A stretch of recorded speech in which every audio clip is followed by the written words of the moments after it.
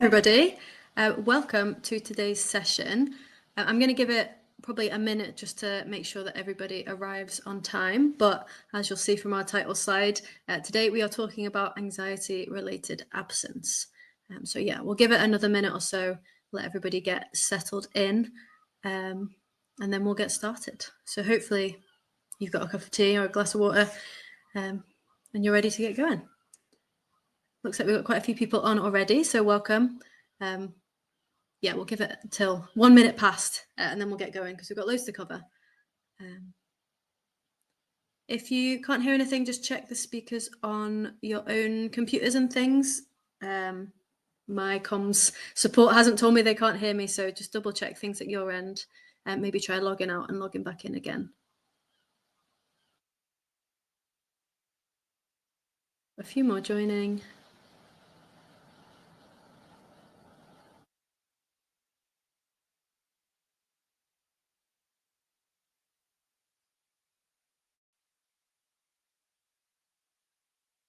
Cool. So looks like we've got quite a lot of us here. So we'll make a start and people can join us as they come in. So welcome to this session from Enquire, all about anxiety-related absence. And we are very pleased to say that we are joined today by the National Autism Implementation Team.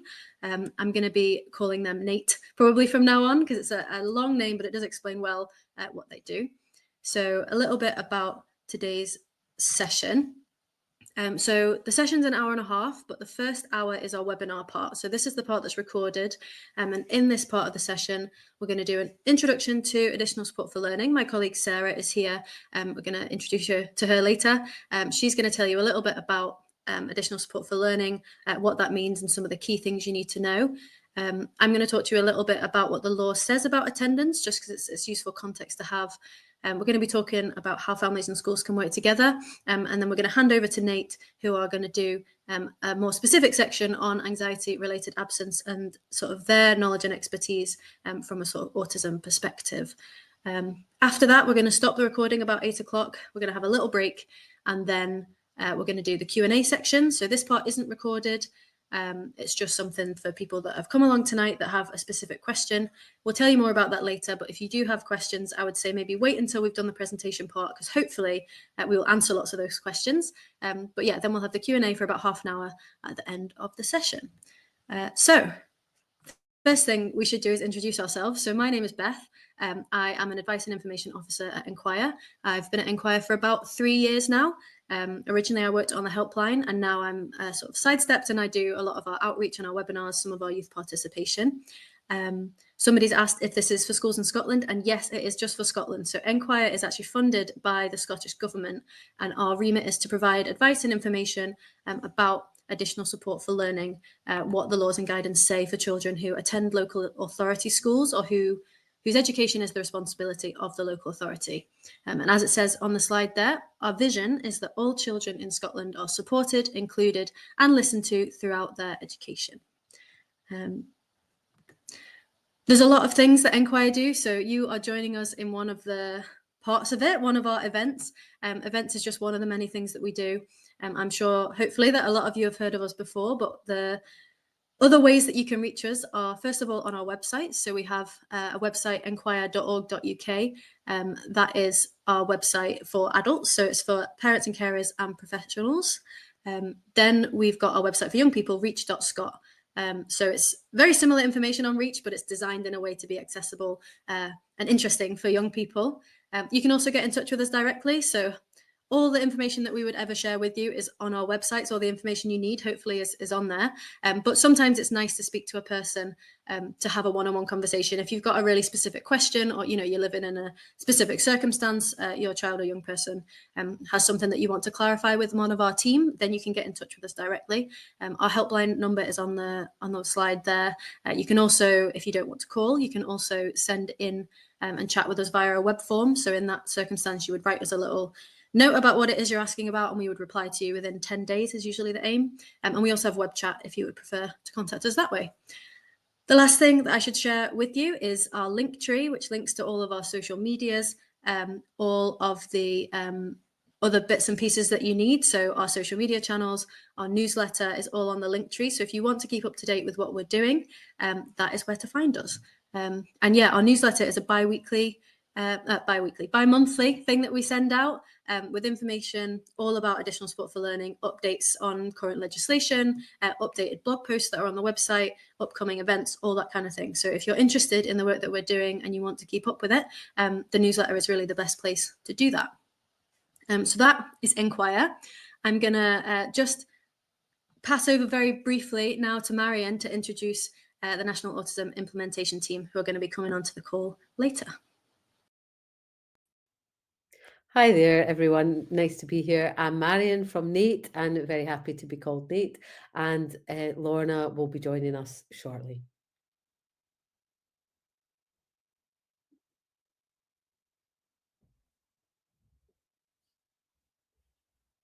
And these are our NAIT contact details. I think the slide will be being shared, so you'll be able to access them later as well.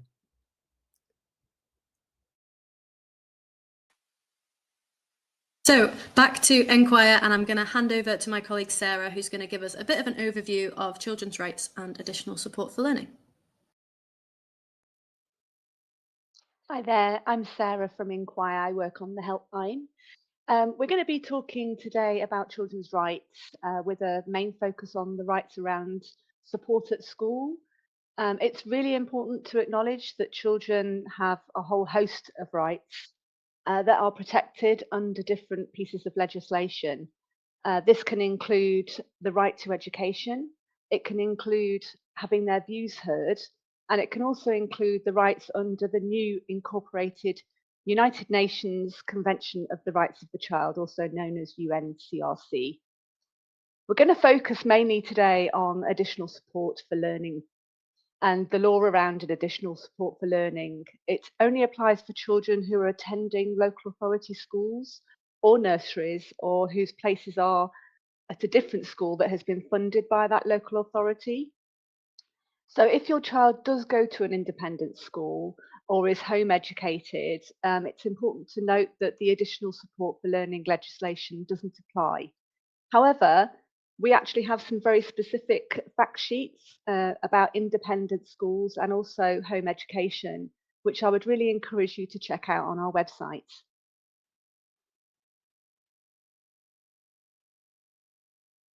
So the ASL definition. Today, we're going to focus on additional support for learning. And if your child needs any extra help that's different compared to other children of their age in the local area, then they have an additional support need. The Additional Support for Learning Act sets out how schools and nurseries must provide support for children who have additional support needs. It doesn't say exactly what type or how that is meant to be supported, because every child is different. But a child has additional support needs where, for whatever reason, they can't benefit from school education without extra help. As you can see, this is a broad definition. And what that means is anything that is impacting on your child's ability to learn, whether that's something that's long term or short term, it can be considered as an additional support need. The slide that you're looking at now just demonstrates some things that can fall under that, because we spoke about the definition of an additional support need and it being for whatever reason. Here are just a few examples, and by no means exhaustive, but hopefully you can see from the examples that it covers so many different things that may impact a child's ability to make the most of their time at school. Some children also experience multiple reasons why they need support. For example, a child with autism could also feel anxious and overwhelmed at school, which then affects their mental health and then in turn their ability to attend school. What this means for your child is that they do not need a diagnosis to get the help that they need to fully benefit from their education. Of course, assessing children's needs and understanding about those needs can be a really important and valuable part of planning for that support.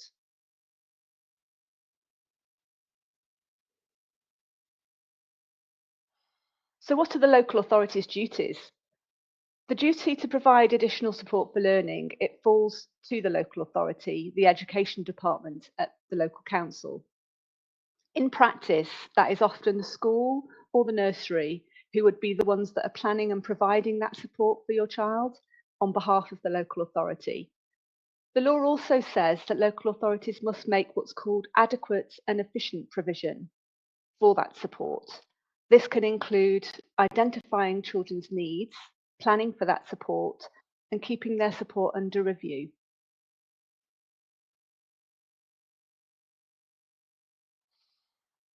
What can support look like? Additional support at school can mean lots of different things. We've given just a few examples on this slide of what support could look like, although this again is not an exhaustive list. Support must be based on a child's individual needs. And it's important to include the views of the family and the child where possible in the planning process. As we've already mentioned, your child's needs can change and support can change too.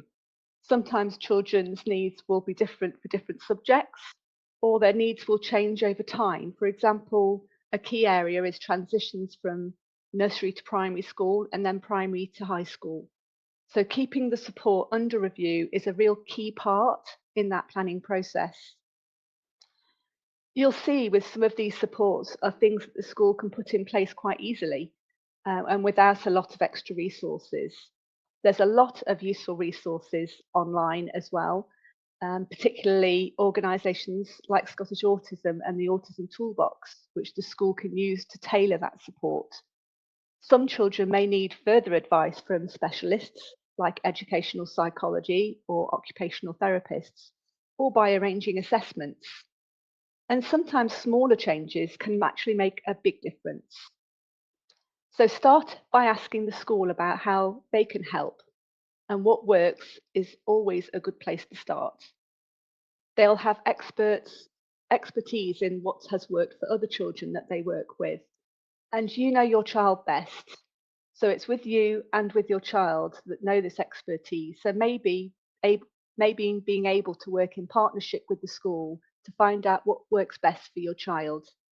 I'm going to hand over now to Beth now to talk about the main focus of today, which is about anxiety-related absence. Thank you so much, Sarah. That was great.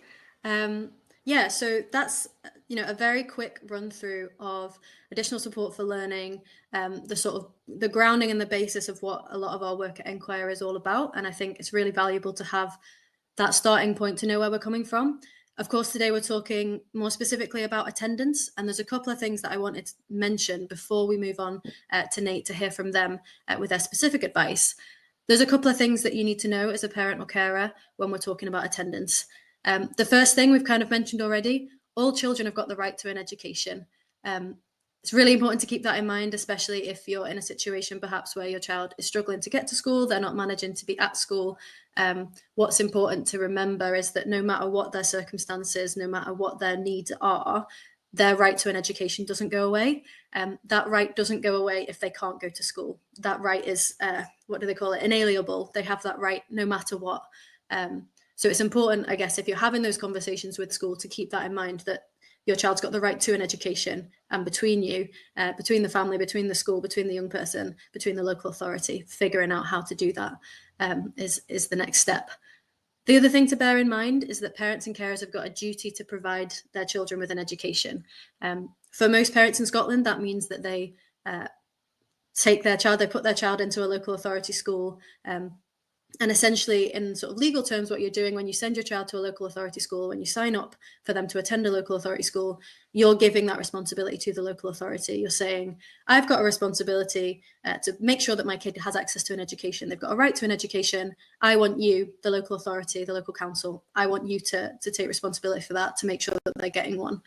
The reason I mention that is because some of the legislation around attendance can sound quite scary, I suppose, because one of the things that you might read is that children should not be absent from school without a reasonable excuse. The reasonable excuse there is a quote from that guidance. And I think it's just important to bear in mind that is something that might come up, but we need to think about what a reasonable excuse is. There are lots of things that are a reasonable excuse.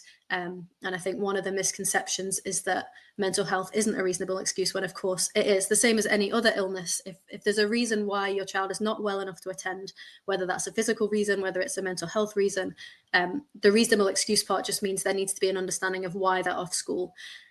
The quickest piece of advice that we have for managing that is that keeping in touch with the school is really important. So if the school don't know why your child isn't at school, tensions can arise. There can be conflict there because the school have a duty to provide the education. They don't know what the barrier is. But if you're keeping in touch with the school, if you're letting them know they're not in school today because their anxiety is making it too difficult to manage, they're not in school today because they're not feeling well. The same way that you would with anything else, keeping school up to date about what's going on helps to cover that reasonable excuse part of things. We have come up with today's topic of anxiety-related absence because it's something that we talk about all the time at Enquire. It comes up really often on our helpline when we're speaking to families. We know that it's something that's affecting lots of young people across Scotland. And it's something that we've known for a while, which is why we created a resource a while ago with NAIT all about anxiety-related absence. I should say as well that all the slides today and all the documents that we mentioned, like this talking about anxiety-related absence, is all going to be in our follow-up email, and we'll send it at the end of the session as well. But a couple of things that we know at Enquire that we would advise you on our helpline, and before I pass over to NAIT, just to make sure that we're all on the same page. Anxiety-related absence is when a child misses school because they are too anxious, stressed, or nervous to attend. Essentially, it's become one way of describing children missing school because of their mental health.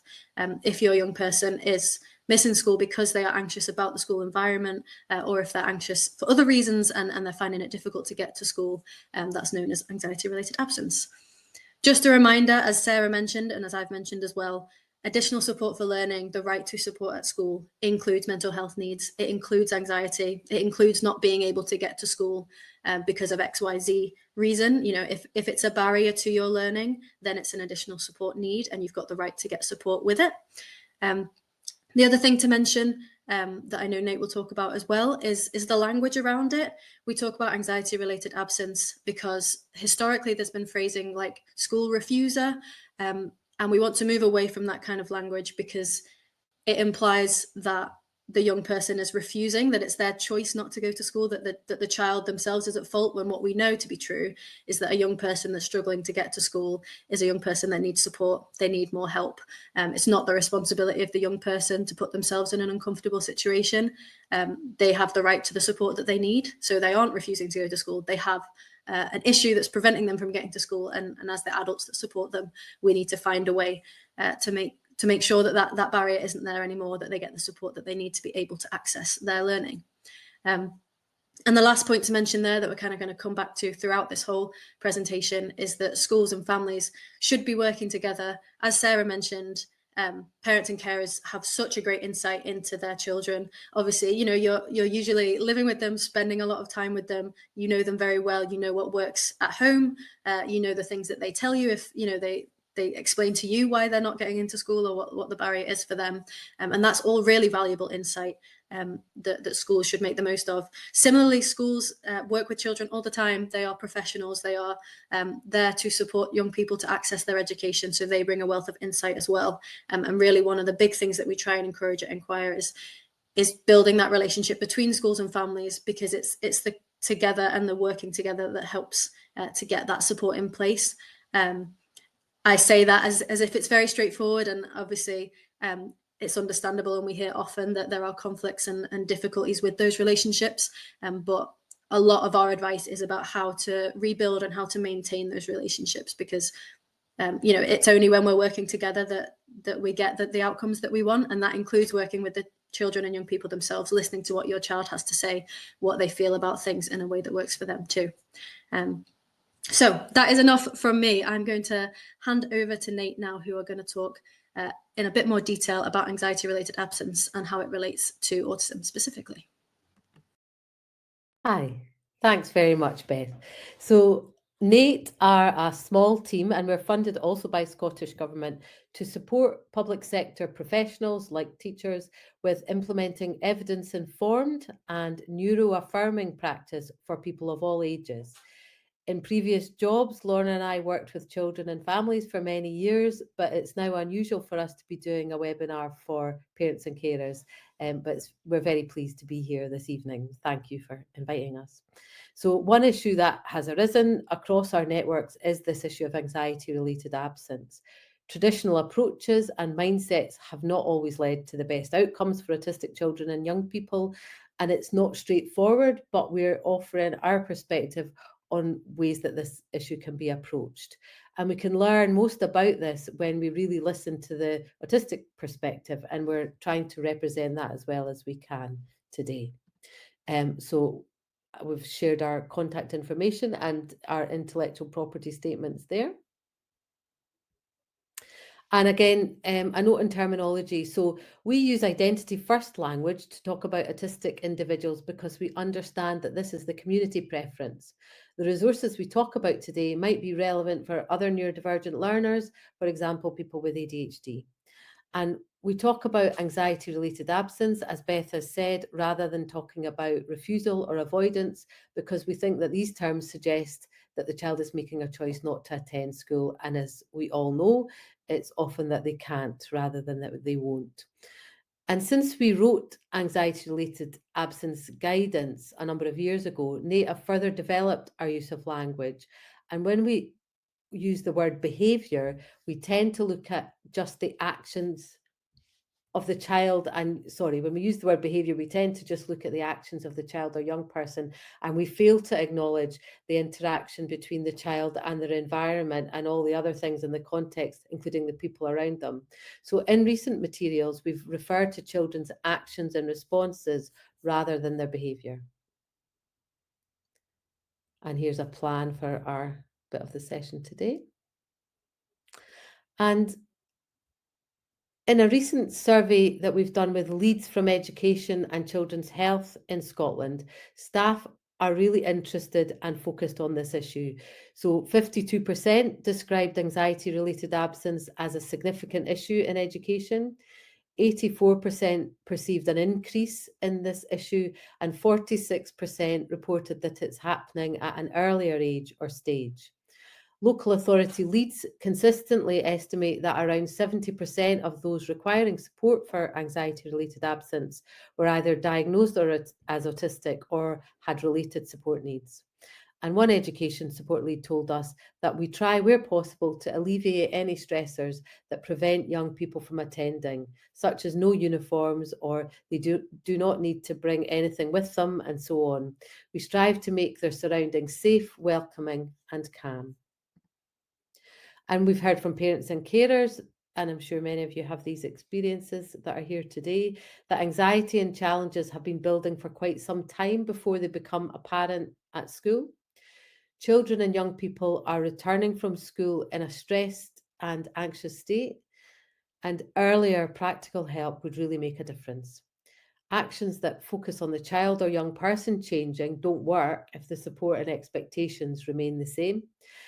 Parents feel judged, blamed, or viewed as though they're not trying hard enough to get their child to school, and simply advising the family to get their child to school is not supportive or helpful. And here's a quote from one parent.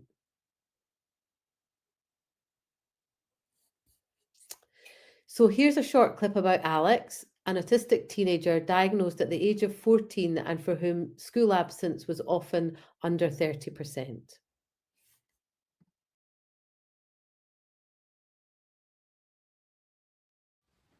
I think it started when school started to get more complex and hard to deal with.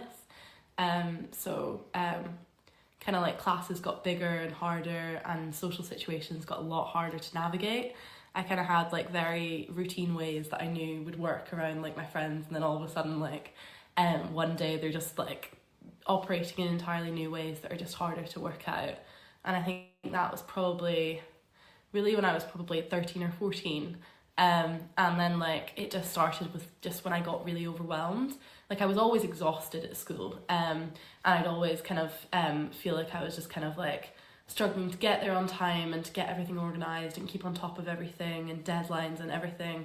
And then obviously when things get harder in terms of like what you're learning, that doesn't get any easier.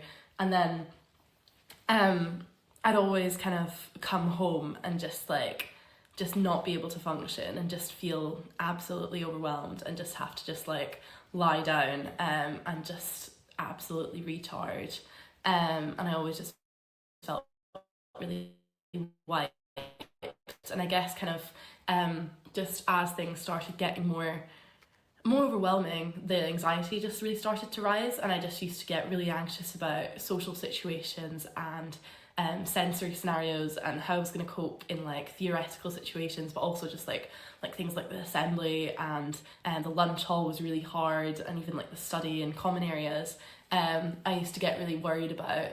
And then it kind of started when I was like 13 to 14, where it would just be the odd day, kind of like just every now and then I would just be like, no, I just can't cope today. And I always thought, because at the time I wasn't diagnosed, like I was just thinking it was just like a panic attack. But knowing kind of what I do now about myself, it was just like overwhelmed and just feeling frantic. And then just kind of as life got on, I just kind of got into the kind of routine and mindset of just thinking I couldn't do school. And then it was a lot of it became a daily struggle of just like unable to just get out the door. So then it just evolved into more and more of a problem as I got higher up into high school. So kind of like S1 and S2 was just very much the odd day here and there, but by S3 it was like a couple days a week, and then kind of S4 and S4 really was probably the height of it, where it was kind of like my attendance was below 50%, if not way lower. So yeah, but and then obviously lockdown happened and isolation, so it's a very hard thing to measure now because it was all at home. But that kind of made things even harder when we did go back, because it was very much a lot of my anxiety was just because I'd again just gotten into the pattern of not being used to it and not having any routines, and everything was new, and all my classrooms had moved about, and like there was different regulations and rules, and I hadn't seen anyone in so long, so I felt really out of practice with the whole thing.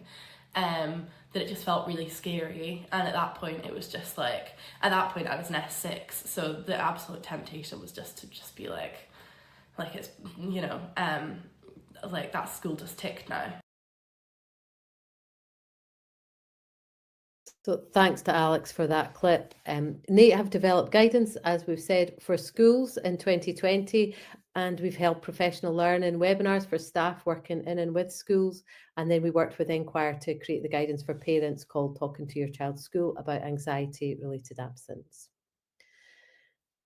And we identified key things to take into account when supporting anxiety-related absence, whether it's emerging and in the early stages or well-established. So we need to consider the child or young person's needs and preferences. What will make their day predictable, desirable, and meaningful? And we think about communication, sensory, and transition supports. So if a child's anxious, strategies to manage their anxiety alone won't work. The real solutions lie in the actions of the people around them, predictable routines, and the environment. It's just as important to take account of the home environment. There can be an impact on the family. For example, there can be a perception that other people think that the problem's at home, or there can be a financial impact. For example, it can affect whether parents are able to work or not. And even if the child or young person has gone to school, parents might receive a phone call at any time. Many feel that they can't leave the house during the day, which can lead to isolation, and with a loss of connection with other parents in the school community. Together with the impact on mental health and well-being, life is difficult, and siblings can also be affected. So to have a meaningful impact, we also need to think about what's meaningful, predictable, and desirable to the child or young person in the school environment. We can't take the child out of school to work on their anxiety and then put them back, or put them on a part-time table and put them back and expect them to go into the same environment but have a different outcome. So to get a different outcome, the school environment usually needs to change to be more predictable, desirable, and meaningful. Hi there, thanks Marion. I'm Lorna, I'm also from NAIT. And in this part of the session, we'll share some key messages for supporting autistic learners with anxiety-related absence. So this is our first key message. We need to think about what's predictable, desirable and meaningful to the child or young person in both the home and school environment. And we know that anxiety is the opposite of trust and that building trust is central to effective support.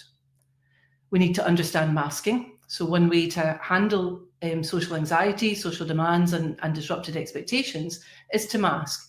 And when we say that someone who's autistic is masking, we mean they're using strategies to hide their autistic differences from other people or to find ways around things that they struggle with because of autism.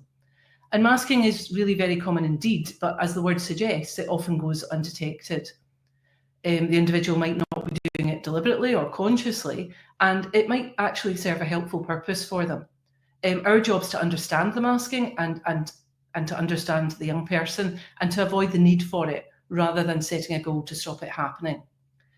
And we know that masking, however, comes at a price to mental well-being. It's hugely draining, and often the individual who is masking can't focus on learning or enjoying the situation they're in. And they appear fine, so they don't get the support that could help, when in fact they're very much not fine. But because they look fine, adults around them don't believe attempts to express their distress. And when parents describe meltdowns at home, the blame can be placed with them. And often in the lead up to anxiety related absence from school, children are masking a lot and they reach a point where they just can't do it anymore. So we're going to go back to Alex. It's just a 1-minute clip of her describing masking in her own words.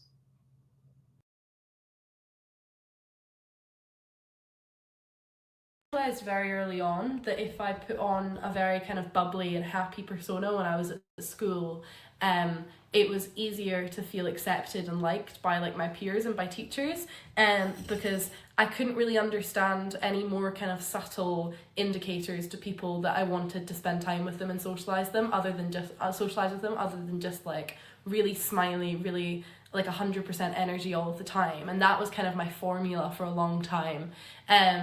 Like going back to when I was a kid, I've always been known as incredibly bubbly, and I've used that as a social coping strategy. But obviously that got incredibly exhausting when I constantly had to put on that persona when I was at school around people, and it would just constantly feel just massively tiring if I felt like I constantly had to smile and pretend like everything was okay when in fact I was really struggling.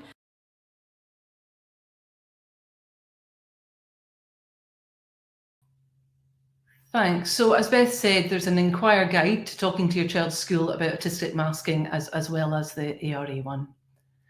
The third key message is change the environment. So as we've already said, you can't give a child time off school and then send them back to an unchanged environment and expect a different outcome. And we've some suggestions in our guide for schools. And at the end of this session, we'll talk about some of the ways that environments can be adapted.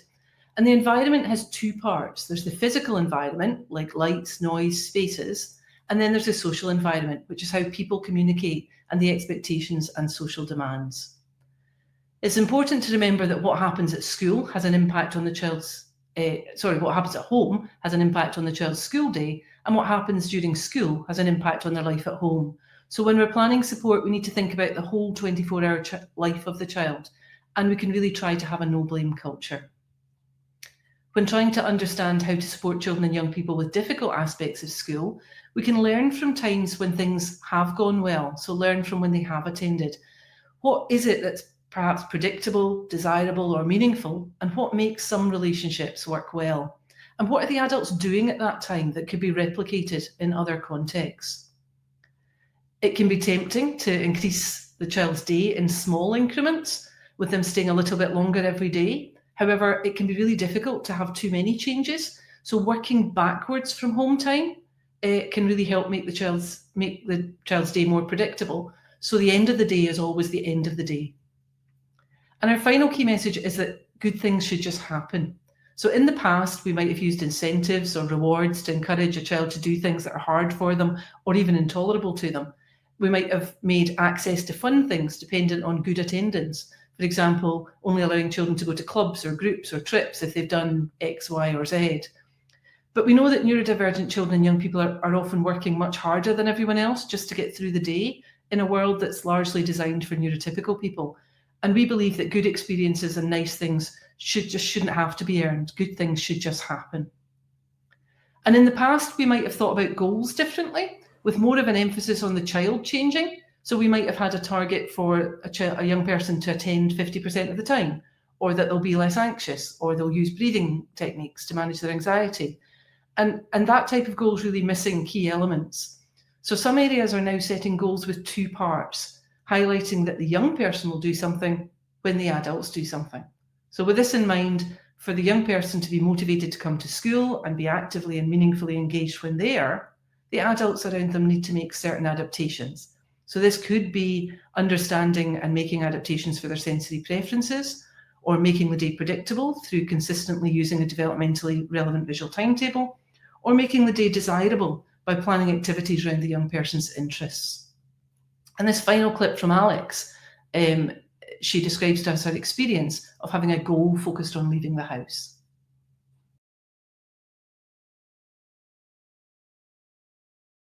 I think when people were building in practical solutions into my life to try and get me kind of over this problem, a lot of them were to try and get me to leave the house and like try and identify what was stopping me from getting over the door, which was frustrating because one, it put a lot of pressure on me to just kind of get rid of the anxiety and change the mindset. But also it didn't really identify that a lot of the problem was on where I was going and the anxiety I was around on school. And so some of the things that were suggested by CAMS and things were like going somewhere before I went to school, so that by the time I reached school, my anxiety was lower, which didn't really draw the dots between the anxiety and going to school at all, because if I knew I was going to school, my anxiety levels were constantly going to be high.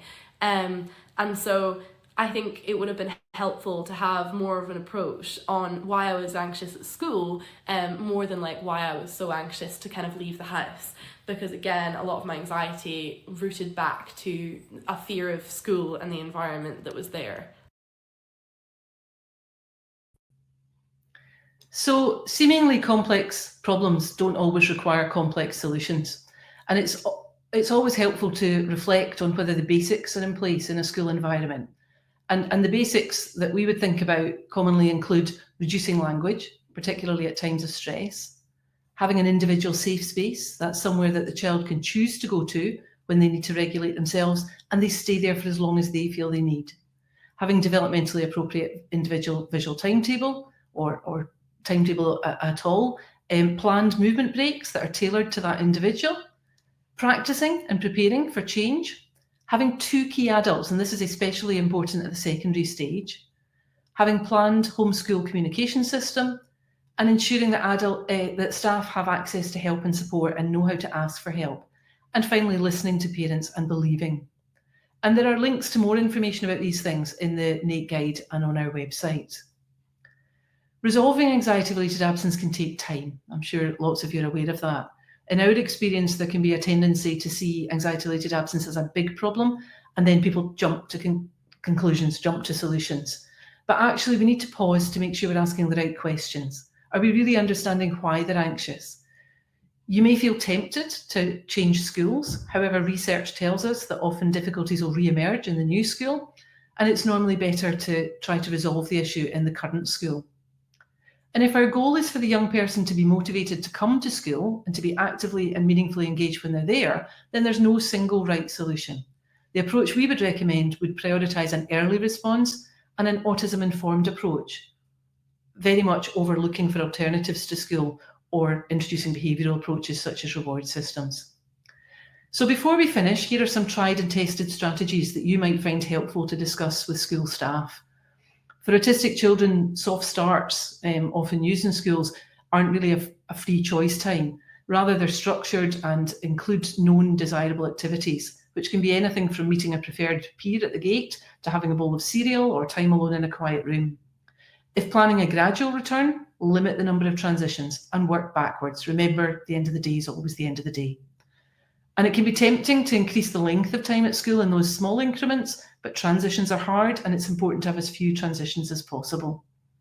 It's essential that a young person has a system to get out of class without having to speak or draw attention to themselves. They need a safe, consistent place to go to, and when they're in that space, people around them should act as if they've left the building. And don't mention being absent when they return, and do what you say you'll do. Really important. This is particularly difficult to plan for in high schools. Get that consistency, and communicating with all staff across the school is essential. and plan for unstructured times like lunch or times immediately before or after school. Consider reducing or even removing homework, and thinking about the expectations we have for each individual young person. They're really important, and we need to create opportunities to allow every young person to reach their full potential. So I'm going to stop there and hand back to Enquire, who can explain what's going to happen next. Amazing. Thank you so much, Lorna and Marion. That was loads of information. Somebody's asked for us to pause on this last page, so I'm just going to leave it up an extra minute because there's some really great information in there, some great suggested supports that can help out.